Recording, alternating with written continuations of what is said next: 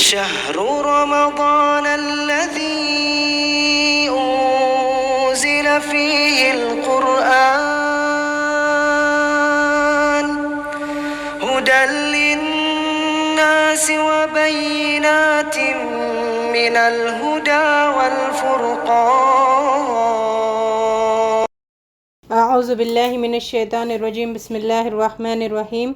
الحمد للہ رب العالمین والصلاة والسلام علی رسولہ الکریم محمد وعلی واصحابہ اجمعین ومن تبعہم بإحسان الی یوم الدین. الحمد للہ الذی ہدانا لہذا وما کنا لنہتدی لولا ان ہدانا اللہ. رب اشرح لی صدری ویسر لی امری واحلل عقدۃ من لسانی یفقہوا قولی. معزز سامیات اور راہ حق کے بہترین ساتھیوں، السلام علیکم ورحمۃ اللہ وبرکاتہ.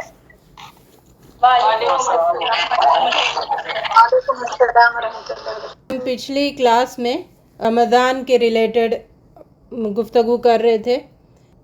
رمضان وہ مہینہ ہے جس میں اللہ رب العزت نے قرآن کو اتارا ہے، اور قرآن کو اتارنے کا مقصد لوگوں کو اندھیروں سے روشنی کی طرف لے کے آنا. اور اندھیرے، کئی سارے اندھیرے ہیں جو اس راستے سے ہمیں روکتے ہیں. اندھیروں سے ہمیں روشنی کی طرف لے آنے کے لیے اللہ رب العزت نے قرآن کا نزول کیا ہے. روح کو تازہ کرنے کا مہینہ آنے والا ہے. ہمارے ڈیزائرز کو جو کنٹرول میں کرنے کا ایک سبب اللہ تعالیٰ ہمیں دے رہا ہے اپنی زندگیوں میں، تاکہ باقی مہینے میں بھی ہم اپنے ڈیزائرز کو، یعنی خواہشات کو کنٹرول میں رکھنا سیکھ سکے. ایک سوال ہمارا گزر چکا تھا نا کہ رمضان میں کرنے والے کون سے کام ہیں. اس میں نماز، روزہ ہوگی، قرآن کی تلاوت جیسے، اور توبہ ہے، صبر ہے، شکر ہے، سحری افطاری ہے، یہ سب عبادتیں ہیں نا. تو ہم اس پہ ایک ایک بات پہ غور کریں گے کہ اس کا رمضان سے کیا تعلق ہے، مختصر انداز میں. تو سوال یہ ہے، توبہ کے ریلیٹڈ شریعت ہمیں کیا حکم دیتی ہے، کیا باتیں ہمیں بتاتی ہے؟ کچھ باتیں آپ کو پتہ ہے؟ توبہ کیا ہے، کیوں ہے، طریقہ کیا ہے؟ توبہ اللہ سے معافی مانگنا، جیسا اپنے گناہوں پر شرمندہ ہونا اور دوبارہ اس کو نہ کرنے کی نیت کرنا. توبہ کی وجہ سے ہمارے گناہوں بھی کم ہوتے ہیں. رمضان کا توبہ سے کیا تعلق ہے؟ بخشش کروانے کا مہینہ ہے رمضان، اس لیے ہم زیادہ سے زیادہ توبہ کر کے ہمارے گناہوں کو کم کر سکتے ہیں. ایک حدیث آتی ہے رمضان میں توبہ کے بارے میں. وہ حدیث آپ کو پتہ ہے نبی صلی اللہ علیہ وسلم نے کیا فرمایا رمضان میں توبہ مغفرت مانگنے کے بارے میں؟ جو شخص رمضان کا مہینہ پائے اور اپنی مغفرت نہ کروائے، آپ صلی اللہ علیہ وسلم کی لعنت ہے اس شخص پر بول کے جبرائیل علیہ السلام بولے تو محمد صلی اللہ علیہ وسلم آمین بولے. نبی صلی اللہ علیہ وسلم کس طریقے سے کرتے تھے توبہ استغفار؟ صلی اللہ علیہ وسلم ڈیلی 70 بار کرتے تھے. تو جو بخشا ہے تو ہمارا کو اس سے زیادہ کرنا ہے. رمضان کے علاوہ عام دنوں میں قبولیت کا کون سا وقت اللہ تعالیٰ نے بتایا ہے کہ توبہ میں قبول کروں گا؟ افطار سے پہلے دعا، اپنے گناہوں کی بخشوا لینا. عصر سے مغرب، جمعہ کا دن ڈیلی بیس پہ کون سا وقت اللہ تعالیٰ نے بتایا کہ میں جو معافی مانگے گا میں؟ عصر اور مغرب کے درمیان نہیں، اور تہجد کے وقت. ہاں، تہجد کے وقت. عصر اور مغرب کے درمیان اونلی جمعے کے دن کی یہ بات ہے وہ، ٹھیک ہے، ہر دن نہیں. جمعے کے دن عصر اور مغرب کے درمیان، اور ہر دن اللہ رب العزت آدھی رات پہ جو تہجد کا وقت ہے، آدھی رات کے بعد کا آخری پہر میں اللہ تعالیٰ آسمان دنیا پہ آتے ہیں اور ہاتھ پھیلا کے کہتے ہیں کہ ہے کوئی گناہ کی بخشش مانگنے والا، میں اس کے گناہ کو معاف فرماؤں. رمضان میں 2 وقت ہو جاتے ہیں، اور یہ تہجد کا وقت تو ہے ہی، اور افطاری کا جو وقت ہے وہ بھی ہاں دعا کی قبولیت کا وقت ہوتا ہے. امت کو توبہ کا چانس کب تک دیا ہے؟ جب تک موت کے فرشتوں کو نہ دیکھ لے. سکرات کے وقت سے پہلے تک نہ کیا. ہاں، موت کے فرشتے کو ہم جب تک نہیں دیکھ لیتے تب تک توبہ کے دروازے ہمارے لیے کھلے رہتے ہیں. تو توبہ کثرت سے اللہ تعالیٰ سے مانگنا ہے. اچھا، توبہ کے معنی کیا ہے، استغفار کے معنی کیا ہے؟ توبہ کے معنی ہے کہ جو گناہ کرے اس پہ شرمندہ ہونا، اللہ سے معافی مانگنا اور پھر دوبارہ نہیں کرنا، اس کا ارادہ کرنا. अस्तगफार अस्तगफार तो हर गुनाह पे माफी मांगते रहना है। तौबा अस्तगफार के मायने क्या है? तौबा के मायने क्या है? अस्तगफार के मायने क्या है? हाँ आपको मालूम है, या में कोई जिना हो गया या चोरी हो गया, वो हम उस चीज को समझ रहे हैं, या वो हकीकत में वो गुनाह है और हमको फील हो रहा है कि भाई ये गुनाह कर बैठे, उसके ऊपर शर्मिंदगी होना। अस्तगफार क्या है, छोटे मोटे जाने अनजाने में हमको मालूम नहीं, वो फिर भी हमसे हो जाते हैं, आंखों से या कान से हर आज़ा से होते। नहीं तो नहीं नहीं, उसके ये लिए इस्तगफार सिर्फ अल्लाह से तौबा करना है, और तौबा यानी कि फिर उसको दोबारा शर्मिंदा होना और फिर दोबारा ना करने के अहद करना। तौबा बोले तो पलटना। तौबा यानी पलटना। फुटबॉल पे जब आप बॉल आपके साइड आता है तो आप क्या करते? अपोजिट साइड में उसको ढकलते चले आते ना। तो तौबा के मायने पलटना, फिर वापस गुनाह की तरफ नहीं आना। अस्तगफार यानी शर्मिंदा होके उससे माफ़ी मांगना उस गुनाह का पर, उसको अस्तगफार कहते हैं। तौबा कहते हैं उस गुनाह की तरफ वापस नहीं पलटना, इसको कहते हैं तौबा। ठीक है, रमज़ान में तौबा अस्तगफार दोनों भी करना है। तो तौबा ना पलटने का वो दिमाग में आना कि मैं ये गुनाह की, मैं उसके तरफ नहीं पलटूंगी, उसका इरादा होना। और ये तो बातें हर वक्त याद करना है, लेकिन रमज़ान ख़ास महीना आ रहा है तो इस पे एक बार फिर से रिवाइंड करना कि कौन सी चीज़ें हैं जो महीने में करना है। और रमज़ान के बारे में नबी सल्लल्लाहु अलैहि वसल्लम ने क्या फरमाया? मन सामा रमदान ईमान व एहतिसाबन गुफिर लहू मा तक़द्दम मिन ज़ंबी। जिसने रमज़ान के रोज़े रखा ईमान के साथ और एहतिसाब के साथ, यानी अपना मुहासिबा करते हुए कि मैं कितने पानी में हूँ, मेरे कितने गुनाह हैं, मैंने क्या क्या अल्लाह की नाफरमानी की। तो एहतिसाब करना, सेल्फ असेसमेंट करते हुए ईमान के साथ रोज़े रखना, तो उनको प्रॉफिट क्या मिलेगा? गुफिर लहू मा तक़द्दम मिन ज़ंबी। जो इस तरीके से रोज़ा रखता है तो अल्लाह रब्बुल इज़्ज़त उसके गुनाहों को माफ़ फरमाते हैं जो उसने पहले किए हुए। तो एक रमज़ान दूसरे रमज़ान के बीच में गुनाहों की माफ़ी का ज़रिया बनता है ना। किन के लिए? जो ईमान और एहतिसाब के साथ रोज़ा रखता है। तो रोज़ा रखना अल्लाह की, ईमान मतलब हाँ अल्लाह का हुक्म है, मुझे अल्लाह का हुक्म मानना है, one of the pillars of Islam है। ठीक है, ये सब ईमान है। और एहतिसाब सेल्फ असेसमेंट को कहते हैं। ओके, और इसकी बहुत से फ़ायदे हैं। जितनी भी दुआएं अगर हम मांगना चाहते हैं ना, वो सारी दुआएं अगर सिर्फ हम अस्तगफार पढ़ें तो अल्लाह रब्बुल इज़्ज़त दुआएं कबूल कर देते हैं। एक है कसरत से नबी सल्लल्लाहु अलैहि वसल्लम पे दुरूद भेजना, और दूसरा अस्तगफार पढ़ेंगे तो हर दुआ बग़ैर मांगे कबूल हो जाती है। ये दो अगर कसरत से करेंगे, कुछ भी दुआ नहीं मांगो, पूरी दुआ में आप सिर्फ दुरूद पढ़ो और अस्तगफार पढ़ो, तो फिर दुआएं इंशाअल्लाह अल्लाह ताला कबूल करेंगे। नेकियां जैसे गुनाहों को मिटा देती है, लेकिन बाज़ गुनाहों के लिए हमें अस्तगफार की ज़रूरत है, तो हमें कसरत से अस्तगफार करना है। नबी सल्लल्लाहु अलैहि वसल्लम आप बख्शे बख्शाए थे, फिर भी आप 100 से ज़्यादा मरतबा अस्तगफार करते थे। हमें तो पता नहीं कितनी दफ़ा करना है, क्योंकि हम हर कदम पे गुनाह करते रहते हैं ना। तो ज़्यादा से ज़्यादा अस्तगफार करें, एक टू डू लिस्ट बनाएं, उसमें अस्तगफार को ऐड कर लें। कई सारे अस्तगफार हमें सुन्नत से मिलते हैं, और उनमें सैयदुल अस्तगफार है, अस्तगफरों का सरदार, अल्लाहुम्मा अंता रब्बी ला इलाहा इल्ला अंता। और सबसे छोटा अस्तगफिरुल्लाह भी पढ़ सकते हैं, अल्लाहुम्मा अस्तगफिरुल्लाह रब्बी मिन कुल्ली ज़ंबी व अतूबु इलैह। लेकिन समझ के पढ़ना भी है, गुनाहों पे नादिम होना, शर्मिंदा। नेक्स्ट टॉपिक हम रिमाइंडर के तौर पर करेंगे सब्र के बारे में। तो सब्र किसे कहते हैं, और रोज़े में रमज़ान रोज़ा और सब्र का क्या ताल्लुक है? रमजान में तो ज्यादा सब्र की जरूरत होती है नाजिया। भूख पे सब्र, गुस्से पे सब्र, गाली गलौज पे सब्र, और इबादत भी जो है सब्र से खुशू खुजू से करना है, उस इबादत में भी सब्र का काम आता। तो वह हर बोलते ना, जबान, जिस्म, आज़ा, इबादत, हर चीज में सब्र की जरूरत है रमजान में। उसी में तो आजमाइश होती है इंसान की। हाँ, रमज़ान सब्र का ही महीना है, सब्र ही सिखाता है। खाना पीना, सोना, इबादत, नवाफिल, ہر چیز میں اگر ہم صبر نہیں کریں گے تو پھر وہ رمضان کا مہینہ گزارنا، روزہ گزارنا، روزے میں دن گزارنا ہمارے لیے مشکل ہو جاتا ہے۔ تو رمضان پورا کا پورا صبر سکھانے کا ہی مہینہ ہے۔ اچھا، صبر کن کن چیزوں میں ہمیں کرنا ہے، کہاں کہاں پر ہمیں صبر کرنا ہے؟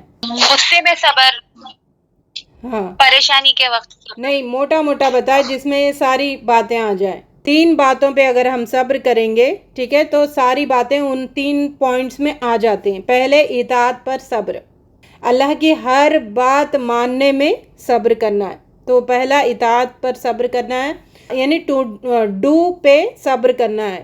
نماز پڑھنے میں صبر، ہر چیز میں صبر کریں گے تو ہی اطاعت ہو گئے نا اللہ رب العزت کی۔ سیکنڈ پوائنٹ ہے گناہوں پر خود کو روک لینے پر صبر کرنا۔ گناہ کا راستہ جو ہے مزے کا راستہ لگتا ہے، لیکن صبر ہم نہیں کریں گے تو پھر گناہوں سے ہم اپنے آپ کو روک نہیں سکتے، تو سارے گناہ اس میں آگے۔ تیسری چیز ہے زندگی میں جو بھی غیر موافق حالات آ گئے، کوئی بھی سچویشن آ گیا، ان ساری چیزوں پہ صبر کرنا، ہر حال میں صبر کرنا، ٹھیک ہے۔ تو یہ 3 پوائنٹس میں ساری باتیں کور ہوگی۔ اچھا، صبر کا جو بدلہ ہے، جو اللہ رب العزت نے بتایا ہے کہ انسان قیامت کے دن یہ کہے گا کاش ایسا ہوتا اگر میں صبر کرتا، وہ کیا ریوارڈ ہے صبر کرنے والوں کے لیے؟ انسان کیا کہے گا قیامت کے دن؟ صبر کرنے والوں کو جنت ملیں گی۔ جنت تو ملے گی، لیکن جو صبر دنیا میں کرتا ہے نا، تو انسان کہتا کہ کاش ہماری کھالیں کاٹی جاتی، ہمارا سکن کاٹا جاتا اور ہم صبر کرتے، زیادہ سے زیادہ تکلیف بھی آ جاتی تو کاش ہم صبر کرتے، یعنی ہماری کھالیں کٹتی اور ہم صبر کرتے تو اللہ رب العزت جو اجر ہمیں یہاں پہ دے رہا ہے وہ اجر ہمیں ملتا۔ یعنی جس کو تکلیفیں نہیں آئی وہ خواہش کرتا کہ کاش ہمیں تکلیفیں آتی اور ہم صبر کرتے تو یہ اجر ملتا۔ تو صبر کرنے والوں کا اجر دیکھ کر یہ لوگ خواہش کریں گے، ٹھیک ہے۔ اللہ تعالیٰ قرآن میں فرمانا صبر ان اللہ مع الصابرین، صبر کرنے والوں کے ساتھ ہوں میں۔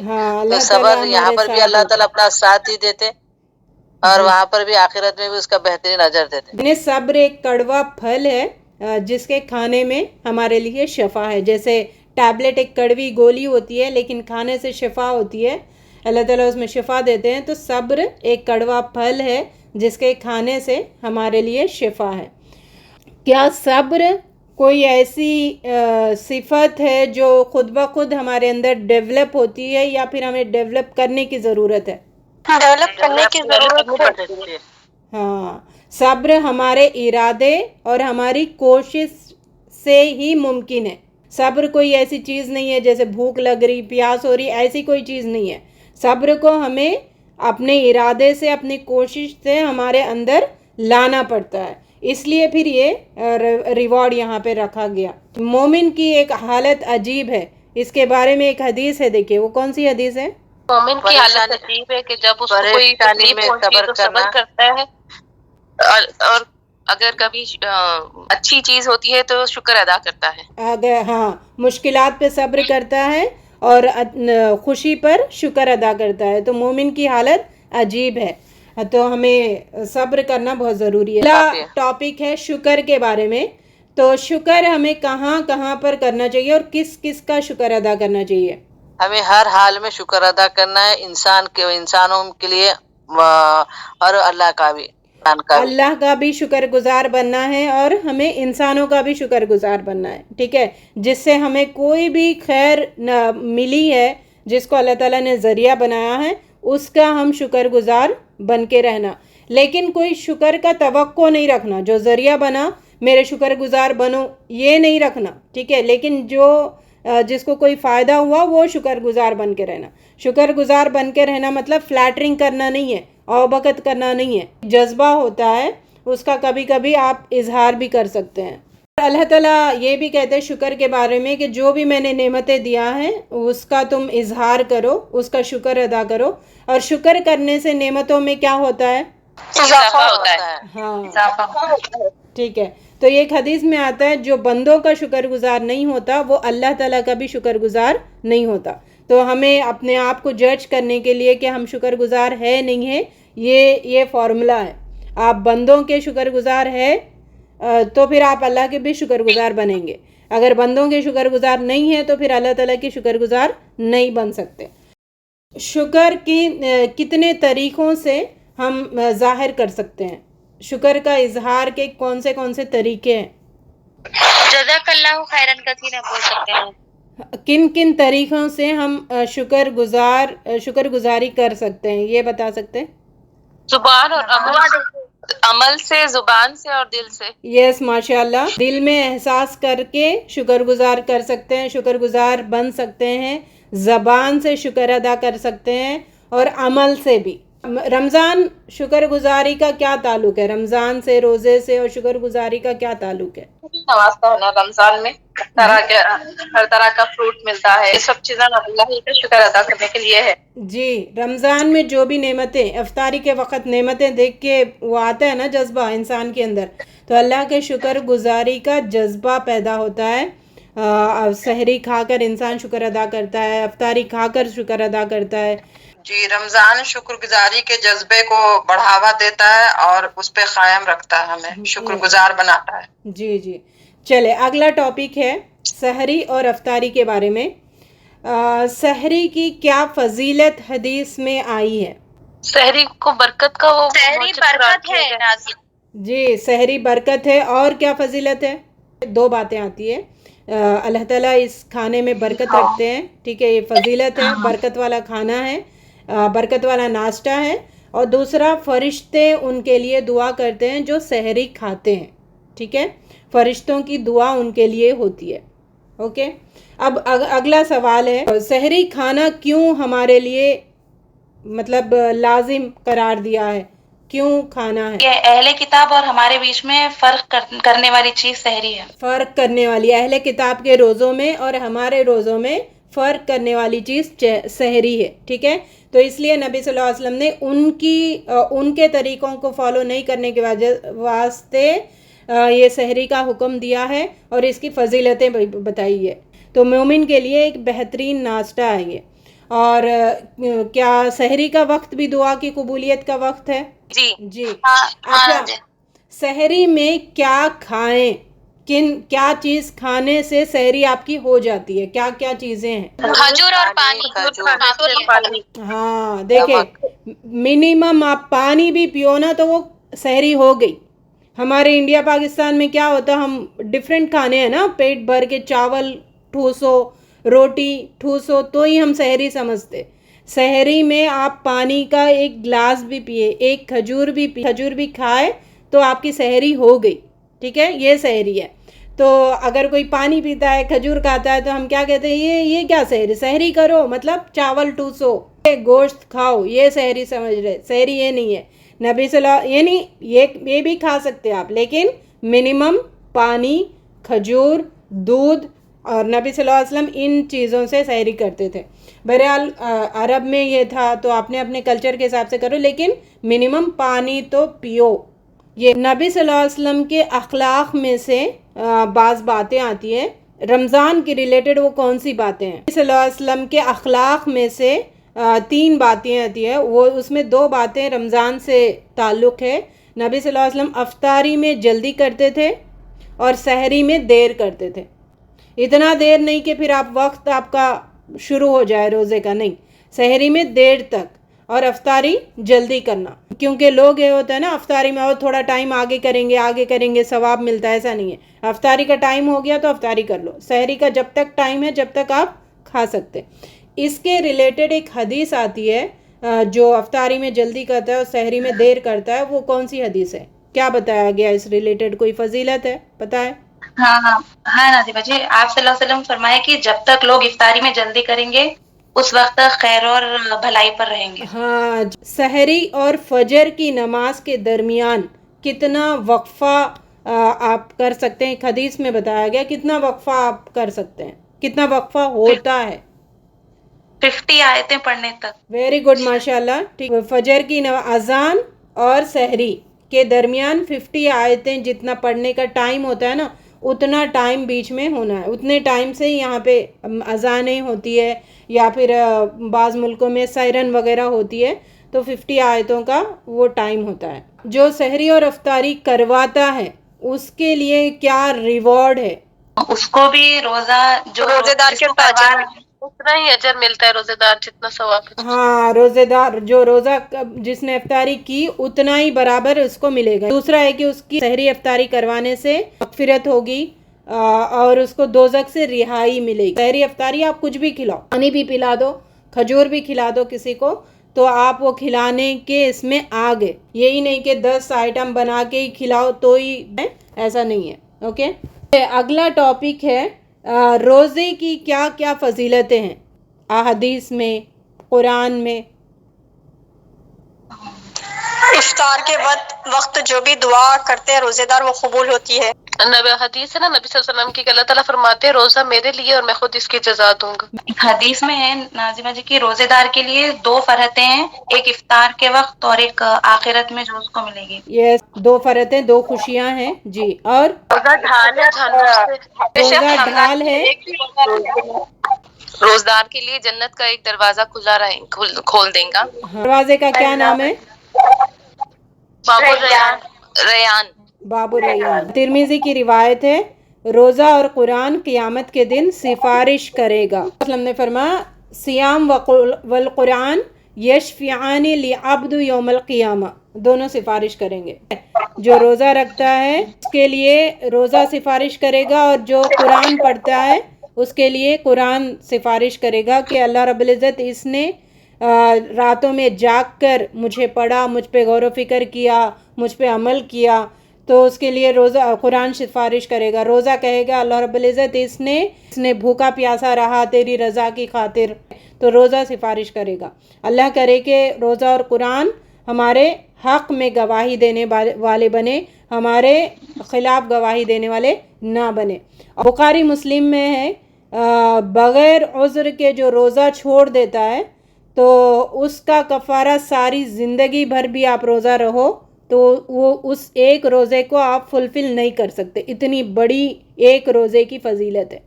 ایک روزہ کسی نے بغیر عذر کے چھوڑ دیا اور اس کے بعد اس کی جتنی بھی زندگی ملی اور ہر دن وہ روزہ رہا تو بھی وہ ایک چھوٹا ہوا روزے کی بھرپائی نہیں ہو سکتی. اتنی بڑی فضیلت ہے اگر ہم سمجھے اس بات کو. روزہ ڈھال ہے گناہوں سے بچنے کے لیے, اور باب الریان ہے ایک دروازہ جنت کا جس میں روزے داروں کو ویلکم کیا جائے گا. اس میں سے روزے دار انٹری ملے گی, روزے داروں کو مغفرت ہوگی ان کے گناہوں کی, اور دوزخ کی آگ سے ان کو رہائی ملے گی جو روزہ رکھتا ہے. اور اللہ تعالیٰ کہتا ہے عرش کو اٹھانے والے فرشتے ہیں نا جو عرش کو اٹھاتے ہیں, تو ان فرشتوں کو کہتے ہیں کہ تم اپنی عبادت چھوڑ کر میرے روزے دار بندوں کے لیے دعائیں کرو.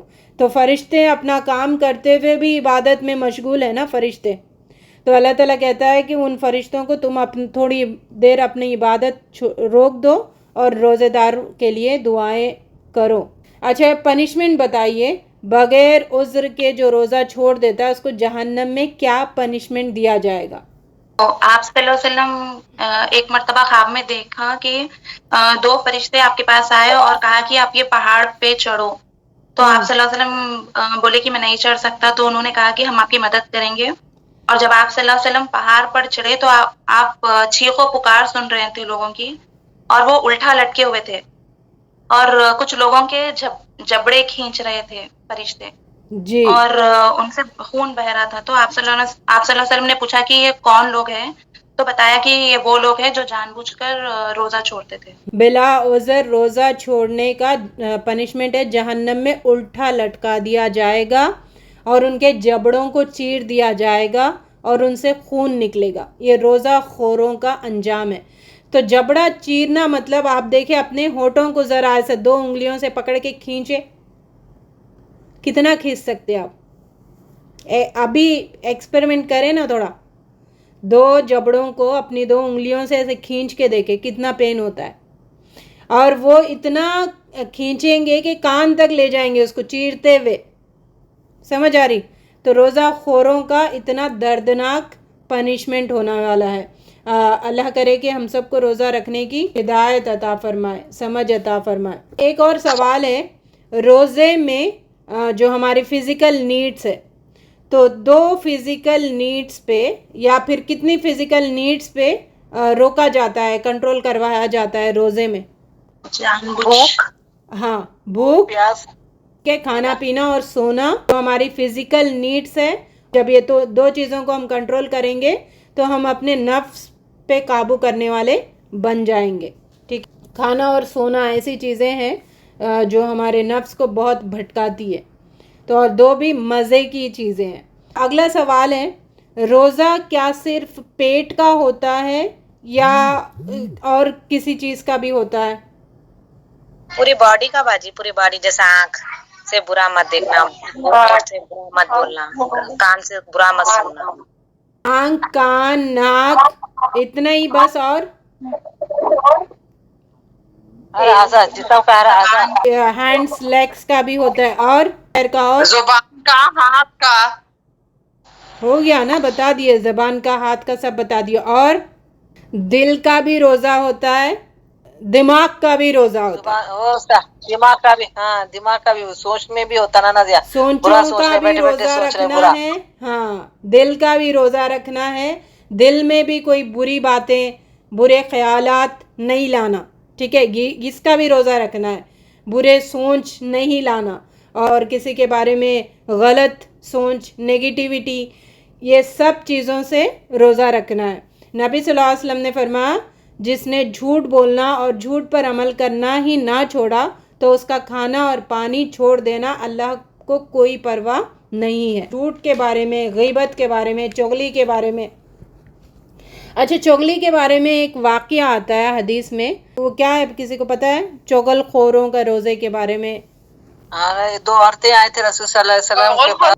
हाँ, तो जो भाई वो लोगों का रोजा नहीं हुआ, वो तो कैसा, वो तो लोग गीबत करते थे, रसूल सल्लल्लाहु अलैहि वसल्लम बोले उल्टी करे, तो उससे पता चला कि भाई ये उनका जो लोग चुगलखोरी करते उनकी जो इबादत कबूल नहीं होती ना रोजा कबूल होता। उल्टी करे तो पता चला कि जो भी है सावी सावी निकल गया उन लोगों का। जी, दो औरतें बैठी हुई गीबत कर रही थी, हालांकि वो रोज़े से थी और गीबतें कर रही थी। उस टाइम पे नबी सल्लल्लाहु अलैहि वसल्लम के हाथ से इफ्तारी करना सहाबा और सहाबियात पसंद करते थे, तो वो शर्म आ रही थी, नहीं आ रही थी। तो लोगों ने कहा कि वहाँ पे दो लड़कियाँ हैं, वो नहीं आ रही।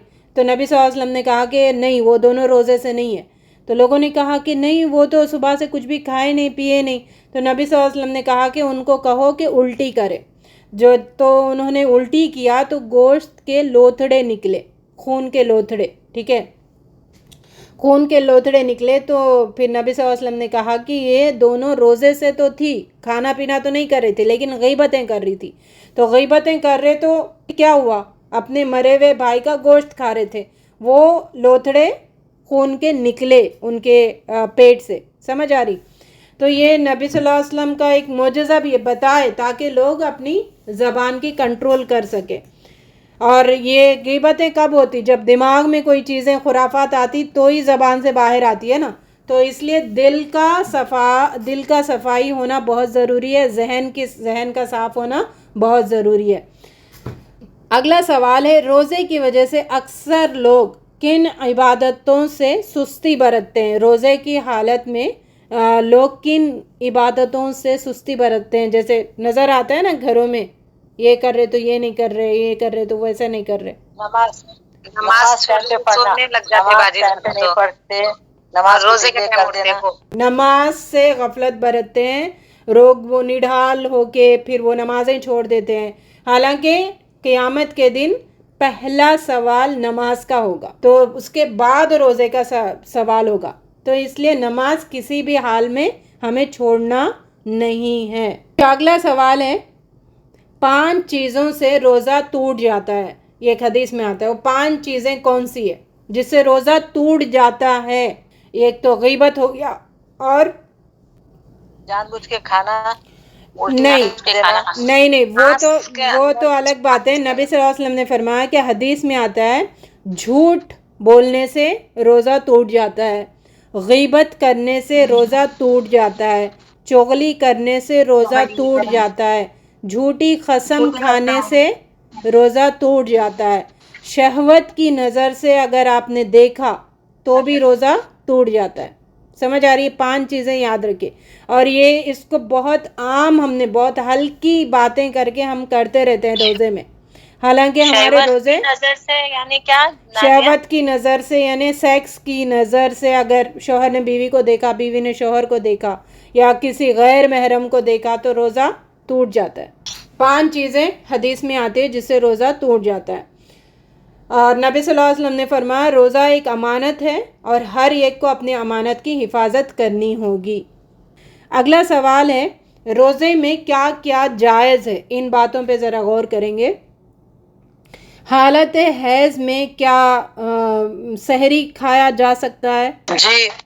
جی حالت حیض میں آپ سحری کھا سکتے ہیں، پھر بعد میں غسل کر لیں. اس میں روزے کی حالت میں کیا ٹوتھ پیسٹ یوز کر سکتے ہیں؟ لیکن حلق کے نیچے نہیں جانا چاہیے. ہاں ٹوتھ پیسٹ استعمال کر سکتے ہیں، لیکن یہ فتویٰ ہے فتاوی افکار اسلامی، اس میں بتایا گیا فتاوی اسلامیہ میں وہ ٹوتھ پیسٹ جس میں بہت زیادہ مزہ آتا ہے نا، آپ برش کرنے کے بعد بھی بہت دیر تک اس کا مزہ اپنے آتا رہتا ہے منہ میں، مزے والا ٹوتھ پیسٹ نہ استعمال کریں، ایسا استعمال کریں کہ جس میں آپ کو مزہ نہ آتا ہو. ٹھیک ہے، ویسا ٹوتھ پیسٹ استعمال کر سکتے ہیں، لیکن بیسٹ ہے روزے کی حالت میں آپ مسواک کریں. تو مسواک تو کر ہی سکتے ہیں، ہر وقت کر سکتے ہیں مسواک. تو اگر آپ کو یہ برش وغیرہ سے ڈاؤٹ ہو رہا کہ اس کا مزہ ہے، منہ میں مزہ رہ رہا، تو پھر وہ چھوڑ کے مسواک استعمال کریں، اور مسواک تو سنت ہے. کیا روزے کی حالت میں میاں بیوی بغیر شہوت کے فیلنگ سے ایک دوسرے کو ہاتھ لگا سکتے ہیں یا بوسہ دے سکتے ہیں؟ جی لگا سکتے ہیں، دے سکتے ہیں. ٹھیک ہے، بغیر شہوت کی فیلنگ کے لگا سکتے ہیں، لیکن اگر شہوت ہو تو پھر نہیں. اگر جذبات پر کنٹرول ہو تو کر سکتے ہیں. روزے کی حالت میں کیا ڈرپ لگا سکتے ہیں؟ کون سا ڈرپ لگا سکتے ہیں، کون سا ڈرپ نہیں لگا سکتے؟ جس میں طاقت ہوتی ہے وہ نہیں لگا سکتے ہیں. یس ماشاء اللہ، جس میں طاقت ہوتی ہے وہ نہیں لگا سکتے، جیسے یہ گلوکوز نہیں چڑھانا، اور انرجی کے کوئی انجیکشنس ہے وہ نہیں لینا، اور ڈائبیٹک انسولینس وغیرہ ہے وہ نہیں لے سکتے. وہ سحری کے پہلے اور افطاری کے بعد میں ویسا ڈوسیج رکھنا. ٹھیک ہے، تو لیکن اس کے علاوہ جو طاقت نہیں دیتا ہو ایسا کوئی میڈیسن، ایسا کوئی ڈرپ ہے تو آپ وہ چڑھا سکتے ہیں. تو مقصد سمجھے، روزے میں کیا کر رہے ہیں ہم؟ اپنی باڈی کو تھوڑا ویک کر رہے تاکہ نفس کنٹرول میں آ جائے. تو اس کو اسٹرانگ کرنے والی کوئی چیزیں ہم استعمال نہیں کر سکتے. اچھا، روزے میں کیا خون دیا جا سکتا ہے؟ ہاں خون دیا جا سکتا ہے لیکن چڑھا نہیں سکتے. اوکے، اگر آپ کے پاس کیپیسٹی ہے تو آپ دے سکتے. ٹھیک ہے، ہاں آپ کے پاس کیپیسٹی ہے، آپ دے سکتے، خون دے سکتے، لیکن خون چڑھا نہیں سکتے. روزے میں کیا سرما لگایا جا سکتا ہے؟ جی لگا سکتے. روزے میں کیا لپسٹک لگایا جا سکتا ہے؟ اگر وہ حلال ہے تو نازیہ وہ حلال ہے تو حرام تو کبھی بھی نہیں لگانا، حلال کی بات کر رہے ہیں نا. تو لگا سکتے کہ نہیں لگا سکتے؟ نہیں لگا سکتے. لگا سکتے ہو، بس وہ رنگ ہے نا، اس سے کوئی انرجی تو نہیں مل رہی نا آپ کو. ٹھیک ہے، روزے میں تیل لگایا جا سکتا ہے سر پہ اور باڈی پہ. روزے میں آئل بھی لگایا جا سکتا ہے سر پہ اور جسم پہ بھی لگایا جا سکتا ہے، مالش بھی کیا جا سکتا ہے، ناخن بھی نکالے جا سکتے ہیں، میک اپ بھی کیا جا سکتا ہے، کریم وغیرہ بھی لگایا جا سکتا ہے، آئنٹمنٹ وغیرہ بھی لگایا جا سکتا ہے، اور ہیئر کٹنگ بھی کروایا جا سکتا ہے. لیکن بھاپ لینا اور آنکھ میں ناک میں ڈراپس ڈالنے سے پرہیز کرنا ہے. اور کان میں ڈراپس ڈالے جا سکتے ہیں کیونکہ کان کا کنیکشن گلے میں نہیں ہے. کسی کے شوہر اگر کھڑوس ہے، وہ کھانے میں بڑے نقطے چینیاں نکالتے ہیں، تو اس بیوی کو کیا کرنا چاہیے؟ وہ کھانا ہلکا سا چکنا چاہیے زبان کے نوک پہ. ہاں زبان کی نوک پہ چک سکتی ہے، پھر اس کو بعد میں کلی وغیرہ کر کے صاف کر دیں. تو روزے میں کیا کلی کر سکتے ہیں؟ ناک میں پانی ڈال سکتے ہیں؟ پانی کر سکتے ہیں لیکن کلی گرارا نہیں کرنے کا، صرف زبان تک پانی لے کے پھینک دینے کا. جی غرارہ نہیں کرنا ہے، گلے میں حلق تک اندر اتارنا نہیں ہے. ناک میں بھی پانی چڑھا سکتے ہیں لیکن وہ حلق تک نہ جائیں. ٹھیک ہے، تو دعا کے بارے میں، دعا رمضان روزہ سے کیا تعلق ہے؟ افطار کے وقت کی دعا کے خاص طور پہ خصوصیت بیان کی گئی ہے، باقی کی اس کی دعا رد نہیں ہوتی. ہاں دعا رد نہیں ہوتی، اور یہ کثرت سے دعا کرنے کا مہینہ ہے۔ اچھا یہ جو دعا کا ذکر ہے یہ رمضان کی آیت 183 سے، تو اس کے اختتام پہ 186 میں اللہ تعالیٰ نے دعائی کا ذکر کیا۔ وَإِذَا سَأَلَكَ عِبَادِي عَنِّي فَإِنِّي قَرِيب، جب میرا بندہ تجھ سے پوچھے کہ میں کہاں ہوں تو ان سے کہہ دینا کہ میں ان کے شہرک سے بھی قریب ہوں۔ اور ہر عبادت کے لیے وقت ہوتا ہے، لیکن دعا کے لیے کوئی وقت مقرر نہیں ہے، ہر وقت ہمیں دعا کرتے رہنا چاہیے۔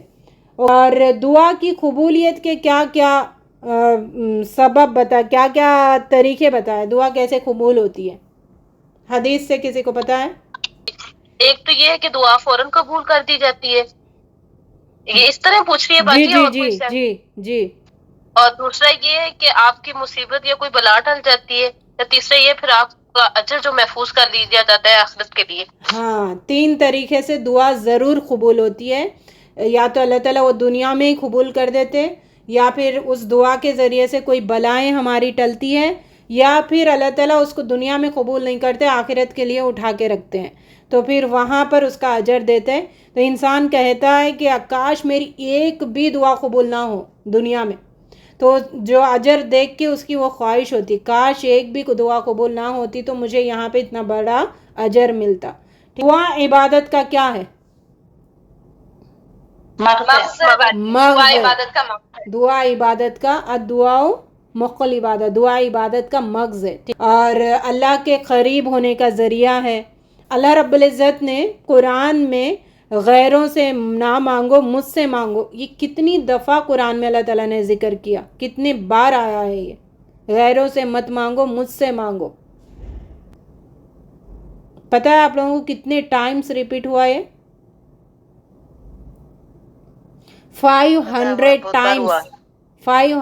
ٹائمز اللہ تعالیٰ قرآن میں ذکر کیا کہ غیروں سے مت مانگو مجھی سے مانگو، کیونکہ دینے والی ذات صرف اور صرف اللہ تعالیٰ کی ہے، عطا کرنے والی ذات صرف اور صرف اللہ کی ہے۔ کسی سے اپنی حاجتوں پوری کرنے کی مت مانگو، صرف اللہ سے مانگو، اسی کے آگے ہاتھ پھیلاؤ، گڑ گڑاؤ، اور ایسے جیسے 2 سال کا 4 سال کا بچہ کوئی چیز مانگنے کے لیے تڑپتا ہے نا، تو ویسی تڑپ سے اللہ تعالیٰ سے دعا مانگو۔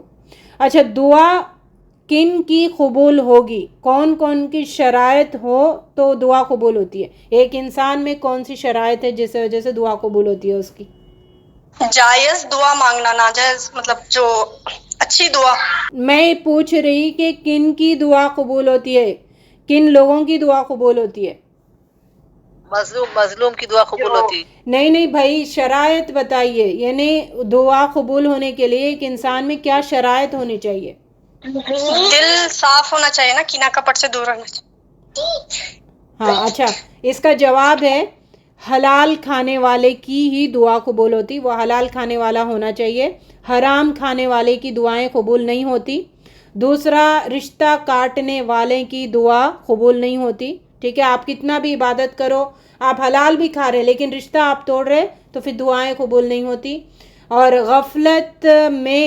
غفلت میں مانگنے والوں کی دعا بھی قبول نہیں ہوتی، جب بیٹھے بیٹھے اللہ وہ رٹا رٹائے ہوتے نا طوطے کی طرح، اللہ تعالیٰ یہ دے دو وہ دے دو ایسے مانگتے جا رہے، دماغ نہیں ہے، دماغ سے نہیں مانگ رہے، آپ غفلت میں مانگتے جا رہے، ان کی بھی دعا قبول نہیں ہوتی۔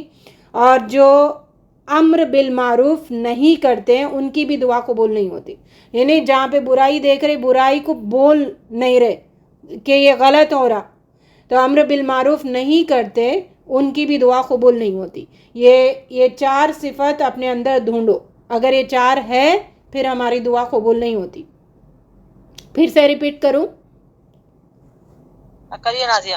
جی باجی ایک بار پھر ریپیٹ کر دیں۔ جی کریے نازیہ۔ حلال کھانا ہونا چاہیے، حلال کھانے والے کی دعا ہی قبول ہوگی، اور رشتہ کاٹنا والے کی دعا قبول نہیں ہوگی، مطلب فرسٹ پوائنٹ، حرام کھانے والے کی دعا قبول نہیں ہوگی، رشتہ کاٹنے والے کی دعا قبول نہیں ہوگی، جو غفلت میں دعائیں مانگتا ہے اس کی بھی دعا قبول نہیں ہوگی، اور جو امر بالمعروف نہیں کرتا ہے تو اس کی بھی دعا قبول نہیں ہوگی۔ اب دعا مانگنے کا طریقہ کیا ہے بتائیے؟ پہلے اللہ کی حمد اور ثنا بیان کرنا کہ رحمان اور رحیم ہے بول کے اس کی صفات کو بیان کرنا چاہیے. پھر اس کے بعد سے اللہ کا شکر ادا کرنا چاہیے کہ یہ جو ہمارے کو زندگی دی ہے اللہ تعالیٰ ایک مسلمان کی زندگی، اس پہ لمبی شکر ادا تقریر کرنا نہیں چاہیے. کریں، پوائنٹس بتائیے کیا کیا موٹے موٹے. پہلے اللہ کی تعریف کر دے، پھر شکر ادا کرے، پھر معافی مانگے. نہیں عافیہ نہیں، سحر آپ بتائیے. تعریف کرنی چاہیے، پہلے اللہ کی تعریف کرنی چاہیے، اس کے بعد میں درود شریف پڑھ کے پھر دعا شروع کرنی چاہیے. اللہ کی تعریف، رسول صلی اللہ علیہ وسلم درود. جی دوسروں کے لیے بھی مانگنا چاہیے، پہلے اللہ کی تعریف، اس کے بعد اپنے گناہوں کی معافی، پھر دوسروں کے لیے مانگ کے تب اپنے لیے مانگنا نہیں چاہیے. نہیں بھائی نہ نہیں، اسرا. پہلے اپنے لیے مانگنا، اس کے بعد میں دوسروں کو مانگنا ہے. ناظمہ جی پہلے اللہ کی حمد و ثنا بیان کرنا جیسا اس کا حق ہے، اس کے حمد و ثنا کرنے کا حق ہے، پھر اس اللہ درود و سلام پیش کرنا ہے، پھر دعا کرنا ہے. دیکھیں ہاتھ اٹھانا، پہلی بات تو ہاتھ اٹھانا، ٹھیک، ہاتھ اٹھانا سنت ہے، نبی صلی اللہ علیہ وسلم نے بتایا 2 ہاتھ ایسے پھیلا کے کہ آپ دعا مانگ رہے. ہاتھ اٹھانا، آپ کسی کوئی گود میں ایسا رکھتا نا، فولڈ کر کے گود میں رکھ رہا ہے، کوئی کچھ کر رہا ہے، کوئی ہاتھ چھوڑ رہا ہے، نہیں. ہاتھ اٹھانا، پھر اللہ کی تعریف پہلے، پھر نبی صلی اللہ علیہ وسلم پہ درود، پھر خود اپنے لیے، پھر اپنے گھر والوں کے لیے، پھر خاندان والوں کے لیے، پھر امت کے لیے. تو یہ بہت سارے لوگ یہ کہتے ہیں کہ پہلے دوسروں کے لیے مانگو بعد میں اپنے لیے. نہیں، دعا کا طریقہ کیا ہے؟ پہلے اپنے لیے، اپنے سے شروع کرو، ہم، پھر ہمارے گھر والے، پھر خاندان، پھر امت. اس طریقے سے دعا مانگنا ہے، یہ دعا مانگنے کا طریقہ ہے. لیکن پہلے اللہ کی تعریف مسٹ ہے، اور نبی صلی اللہ علیہ وسلم پہ درود مسٹ ہے. اور جس دعا میں درود نہیں پڑھا جاتا وہ دعا اوپر جاتی نہیں، اوپر نہیں جاتی، رک جاتی ہے بیچ میں. پہلے تو ہاتھ اٹھانا، پھر اللہ کی تعریف، پھر درود، پھر خود کے لیے، گھر والوں کے لیے، خاندان والوں کے لیے، تمام امت کے لیے. سمجھ آ گئی نا؟ جی باجی، جی باجی سمجھ آ گئی، سمجھ میں آ گیا. تو اگلا ٹاپک ہے ہمارا زکوٰۃ اور صدقہ. اب زکوٰۃ کے بارے میں قرآن میں کتنے ٹائمز ذکر کیا؟ زکوٰۃ کے بارے میں نماز کے ساتھ زکوٰۃ 82 ٹائمز قرآن میں زکوٰۃ کے ریلیٹڈ حکم آیا ہے. اچھا، کیا زکوٰۃ ہمارے پہ ہی فرض ہے اس امت پہ، یا پہلے کی امتوں پہ بھی فرض تھا؟ پہلے کی امت پہ بھی تھا، پہلے والی امتوں میں بھی فرق. پہلے والی امت پہ بھی فرض تھا. ٹھیک ہے. زکوٰۃ ہمارے مال کو کرتا کیا ہے؟ پاک کرتا ہے، پاک کرتا ہے. عبادت کرتا ہے، ٹھیک ہے. عبادت. اچھا، زکوٰۃ دینے کی وجہ سے ہمارے کون سے اخلاقی برائیاں دور ہوتی ہے؟ زکوٰۃ دینے کی وجہ سے ہماری کون سی اخلاقی برائیاں دور ہوتی ہے؟ مال جمع کرنے کی، مال جمع کرنے کی حسد، حرص اور بخیلی دور ہوتی ہے. جمع کرنے کی حرص اور بخیلی، یہ دونوں چیزیں دور ہوتی ہے جو زکوٰۃ ادا کرتا ہے. اور اچھا، زکوٰۃ ادا کرنے کا اللہ تعالیٰ کا مقصد کیا ہے؟ ایک سنگل ورڈ میں بتائیے، لمبی تقریر نہیں، سنگل ورڈ میں بتائیے کیا، کیوں؟ جو غریب ہے ان کی مدد ہوتی ہے. ایک مال ایک ہی پاس نہیں رہنا، مال روٹیٹ ہونا چاہیے. ٹھیک ہے، مال روٹیٹ ہو، کسی ایک کے پاس ہی نہ رہے، مال روٹیٹ ہونا یہ اللہ تعالیٰ کا مقصد ہے. ٹھیک ہے، کسی کو دے رہے، کسی کو نہیں دے رہے، تو جس کو دیا ان سے دلوا رہے، مطلب مال کو روٹیٹ کروا رہے، یہ اللہ تعالیٰ کا نظام ہے. اور قرآن میں مال خرچ کرنے کی بہت زیادہ ترغیب آئی ہے، اور اس سے مال میں اضافہ بھی ہوتا ہے. اچھا، جو زکوٰۃ ادا نہیں کرتے ان کا کیا پنشمنٹ ہے قیامت کے دن؟ سونے کے اسے داغ دیا جائے گا. ہاں، جو سونا چاندی کا زکوٰۃ نہیں دیتا اسی سونا چاندی کو جہنم کی آگ میں تپایا جائے گا اور ان سے داغا جائے گا. وہ بھی 3 جگہوں پہ دیں گے، پہلے پیشانی، پھر جو اس کا پیر، اس کے بعد پیٹھ. ٹھیک. اور گنجے سام کی شکل اس کو دے دی جائے گی، اس مال کو جو زکوٰۃ نہیں دیتا ہے، اور اس کے گلے میں لپیٹ دیا جائے گا، اس کے جبڑے پکڑ کے وہ ڈستا رہے گا کہ میں تیرا مال ہوں جو تو جمع کر کے رکھتا تھا. یہ پنشمنٹ ہے. اور نماز کے بعد سب سے بڑی عبادت کون سی ہے؟ زکوٰۃ ہی ہے باجی. زکوٰۃ. ویری گڈ، ماشاءاللہ. آخری سوال ہے، زکوٰۃ اور رمضان کا کیا تعلق ہے؟ کوئی تعلق نہیں ہے نا. ویری گڈ، ماشاءاللہ. یہ جواب ہے، زکوٰۃ اور رمضان کا کوئی تعلق نہیں ہے. زکوٰۃ 1 سال ہونے پر وہ فرض ہو جاتی ہے، لیکن رمضان میں ہر عبادت کا اجر زیادہ ہوتا ہے، تو لوگوں نے زکوٰۃ کو رمضان میں دینے کا ٹرینڈ شروع کیا. وہ جائز ہے, ٹھیک ہے, کبھی بھی آپ دے سکتے ہیں, لیکن 1 سال گزرنے پر وہ پورا نکالنا بہت ضروری ہے. اگلا ٹاپک ہے ہمارا لیلۃ القدر کے بارے میں, جو رمضان میں عبادت ہے. لیلۃ القدر کتنے ہزار مہینوں ہزار مہینوں سے افضل ہے, اور 1000 مہینے کتنے سال بنتے ہیں؟ 83 ایئرس, 83 ایئرس کی عبادت کا اجر لکھا جاتا ہے اس میں, ٹھیک ہے. اچھا, یہ لیلۃ القدر میں جاگنا کے بارے میں اللہ تعالیٰ مطلب کیوں دیا ہے اس امت کو, اس کے پیچھے کچھ سبب ہے؟ اپنی ایج کم رہتی نا باجی, ایک دن میں ہم اگر یہ تلاش کر لیے تو وہ ایج کے حساب سے ہم کو ثواب ملے گا. یس, ماشاء اللہ. ہاں, اس امت کی عمر کم ہے, تو پھر اللہ تعالیٰ نے بہت سے ایسے اسباب ہمارے لیے پیدا کیے جس سے ہم بہت زیادہ نیکیاں کما سکتے ہیں. اگلا سوال ہے, لیلۃ القدر کی کون سی رات ہے, اور کب کب اس میں جاگنا, اس کو منانا ہے؟ 5 راتیں ہیں نازیہ. جی, 5 راتیں. 21, 23, 25, 27, 29.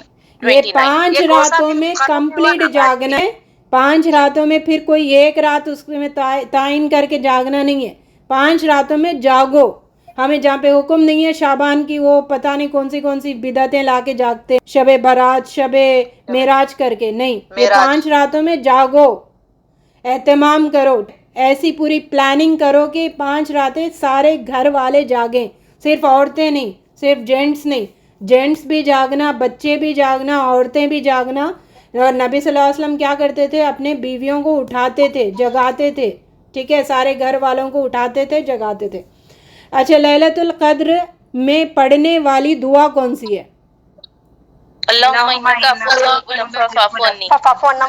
یس, اس کا میننگ کسی کو پتا ہے؟